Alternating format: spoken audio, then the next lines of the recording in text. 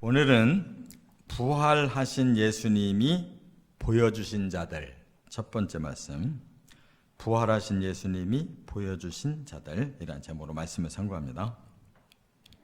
예수님이 우리가 지난 시간에 이제 부활하셨다는 것을 알았는데 만난 사람은 없었어요, 아직. 근데 오늘부터 이제 부활하신 예수님이 친히 찾아서 사람들을 만나기 시작하시는데 제가 이 복음서만 연대기로 지금 보니까 적어도 9차례 예수님이 나타나셨어요.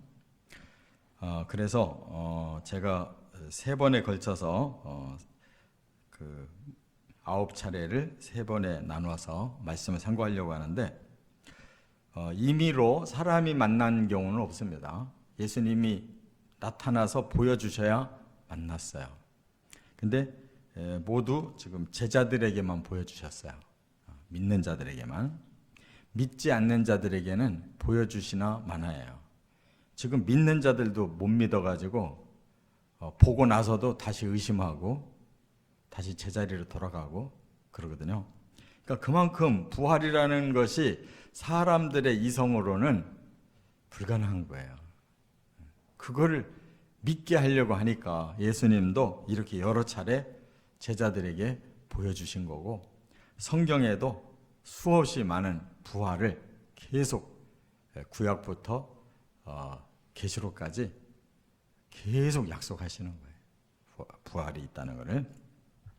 그래서 9차례인데 먼저 이 당일날, 부활하신 당일날 새벽부터 밤까지, 저녁까지 5차례를 보여주셨어요. 그리고 도마가 그때 없어가지고 의심하니까 한 주간 후에 도마가 있을 때 다시 한번 나타나셨어요. 그러고 나서 이제 장소가 이전돼요. 갈릴리에 나타나셨어요. 제자들이 그곳에 갔거든요. 그래서 갈릴리에서 해변가에서 한 번, 산 위에서 한 번, 이렇게 2번 나타나셨고, 마지막으로 이제 9번째가 다시 예루살렘에서. 왜냐하면 예수님이 승천하셔야 되기 때문에 승천은 갈릴리에서 하신 게 아니에요. 예루살렘 밖 감람산에서 하셨어요. 그래서 감람산에서 제자들이 모인 곳에서 예수님이 이제 올라가셨는데, 그 이외에도 고린도전서 15장에 보면 부활장이 나오거든요. 거기에도 이제 이렇게 예수님이 나타나셨다라는 것을 이제 얘기하는데 거기에만 나오는 사람이 있어요. 야고보. 야고보는 여기 복음서에는 개인적으로 만난 그 말씀이 없는데 고린도전서 15장에는 야고보가 한 사람 더 들어가 있어요. 그리고 500여 형제가 한꺼번에 왔다 그랬는데, 이게 이제 갈릴리에서 산 위에서 그렇게 봤는지, 아니면 감람산에서 승천 직전에 500여 명이 봤는지, 그것은 조금 이제 논의가 있어요. 그러나 어떻든 감람산에서 본 자들이 예루살렘 성 안에 마가의 다락방에 들어와서 기도한 게 120명이에요. 그러니까 그날 500명이 보고도 못 믿어서 떨어지고 120명이 기도한 건지, 아니면 갈릴리 산에서 예수님이 지상 대명령을 주실 때 500명이 봤지만 예루살렘에서 다시 만날 때는 줄은 건지, 그건 우리가 명확하지 않아요. 아무튼 이렇게 여러 차례 보여주셨다는 것은 예수님이 일부러 부활이 반드시 있다는 거, 예수님이 친히 부활하셨다는 거, 이걸 계속 입증시켜 주신 거예요. 사람들이 하도 못 믿으니까. 그러고도 못 믿었어요. 못 믿었는데 성령이 임하시니까 믿어진 거지. 그래서 오늘은 이제 세 번 나타나셨는데, 첫 번째가 여기 마가복음 16장 9절부터 11절에, 그리고 요한복음에는 20장 11절부터 18절에 자세하게 나오는데, 막달라 마리아를 만나셨어요. 한 사람을. 여기 마가복음 16장 9절에 이렇게 시작하죠. 예수께서 안식 후 첫날 이른 아침에 살아나신 후 전에 7 귀신을 쫓아내어 주신 막달라 마리아에게 먼저 보이시니, 아주 분명하게 막달라 마리아를 제일 최초로 보여주셨다라고 말씀하고 있는데, 이때가 언제냐면 앞부분에서 이미 상고했죠. 몇 명의 여자들이 향품 발라드리려고 무덤 찾아갔다가 돌문 열려져 있고 천사들이 있는 걸 보고 아주 놀라 자빠졌어요. 그런데 이제 그 뒤에 바로 예수님이 막달라 마리아에게 나타나셨다는 건데, 이 막달라 마리아에 대해서 오해가 많아요. 이 마리아와 그 향유 부원 마리아를 착각하고 있어요. 이 막달라라는 것은 막달라 출신이라는 뜻이에요. 이 갈릴리 호수의 서쪽에 그 중간쯤에 막달라라고 하는 지역이 있어요. 거기 출신 마리아인데, 이 여자들의 모임에는 항상 막달라 마리아가 첫 번째 나와요. 그리고 모친 마리아가 함께 나오고 이모 살로메가 함께 나오고, 이렇게 마리아가 여럿인데 이렇게 같이 나오는 거는 어머니 뻘이에요. 젊은 여자가 아니에요. 그리고 누가복음 8장 1절부터 3절에 바로 7 귀신 들린 그 마리아를 고치시고 그들이 이제 섬겼다라는 단어가 나와요. 그러니까 막달라 마리아는 정말 아주 귀신에게 시달리던 사람이고, 또 과부였을 것이고, 또 돈도 많이 있었을 것으로 보는, 연세가 많은 분이에요. 어머니 뻘에. 근데 그거를 이 향유 부은 마리아로 착각해가지고 이 교황 시대에 한 교황이 그걸 한 사람으로 엮어가지고 해석을 해서 설교하고, 그것이 찬송가의 가사가 돼가지고 지금도 막달라 마리아 본받아 자꾸 이러는데, 그 여자와 그 여자는 다른 사람이에요. 이건 아주 성경이 무식한 말이라고. 그렇기 때문에 막달라 마리아에게 제일 먼저 보여주신 것은 뜻이 있는 거예요. 제일 헌신한 사람. 십자가까지도 함께, 또 부활할 수 있는 그 시간, 무덤까지도 이 여자와 함께한 제일 앞장선 여자. 누굴 만나주겠어요? 막달라 마리아를 만나주는 게 너무나 당연한 거예요. 그리고 3년 4개월 동안 제자들이 공생애를 따라다니면서 제자 훈련할 때 뒤에서 제일 많이 섬긴 사람이 막달라 마리아. 그래서 누가복음 20장 여기 11절부터 18절까지는 이제 더 자세하게 밝히고 있어요. 막달라 마리아가 예수님은 사라졌는데 너무나 마음이 슬퍼서 막 울고 있다가 그 아내를 좀 쳐다봤더니 거기 천사가 있더라는 거죠. 그런데 이 천사랑 대화를 나누고 있는데 뒤에서 예수님이 나타나셔서 부르는 거예요. 마리아야 라고 부른 거예요. 근데 막달라 마리아가 뒤를 돌아서 그 예수님을 보고도 예수인 줄을 몰랐어요. 딴 모습으로 느껴진 거예요. 그래서 그 동산을 지키는 동산직인 줄 알고 우리 예수님 좀 찾아달라고 부탁을 했는데, 그때 예수님이 마리아야 라고 부르니까 눈이 열린 거란 말이에요. 그리고 라보니요, 랍비어라는 단어예요. 선생님하고 부른 거예요. 그런데 예수님이 갑자기 나를 붙들지 마라 그랬어요. 내가 아직 아버지께로 올라가지 아니했다. 이것이 난의 구절이에요.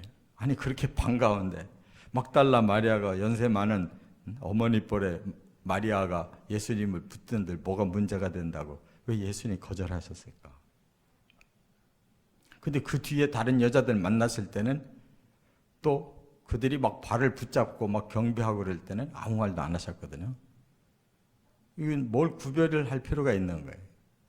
지금 막달라 마리아는 아주 친밀한 그 이전의 관계를 지금 생각하고 반가워하는 건데, 예수님은 나는 이제 하늘로 올라가야 될 사람이다 라고 선을 긋고 있어요.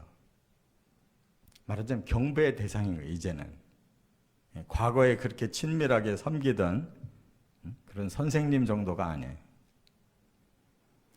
이것을 예수님이 마음이 바뀌었다든지 뭔가 생각이 바뀐 게 아니고 관계가 바뀐 거예요. 이제는 구주신 거예요. 그래서 메시지도 18절에 너희가 이제 네가 가서 제자들에게 알려야 되는데 나는 하나님께로 올라간다 라고 전하라는 거예요. 그러니까 메시지가 각각 달라요. 어떨 때는 갈릴리로 가라고 하고, 이렇게 막달라 마리아에게는 거리를 둔 하나님으로서 나는 하늘나라로 간다 라고 구주의 관계를 분명하게 알려주셨어요. 두 번째, 마태복음 28장 8절부터 10절에 나오고 또 누가복음 24장 9절부터 11절에 나오는데 여제자들을 만나 주셨어요. 제일 먼저 막달라 마리아 만나고 그 나머지 여자들도 또 만나 주셨는데, 여기 보면 이제 그 야고보와 요새 어머니 마리아도 나오고, 또 이제 다른 본문에 보면 살로메도 나오고, 또 요한나도, 누가복음에는 요한나도 나와요. 이 요한나라는 사람 누구냐면 헤롯 안디바의 청지기, 그러니까 관직에 있던 사람, 구사라는 사람이 있는데 그의 아내가 예수를 이렇게 잘 믿은 거예요. 그래서 이렇게 성경을 다 종합해서 보면 여러 여자들이 거기 있었다는 거예요. 그 이외에 또 다른 여자들도 있었다고 그랬어요.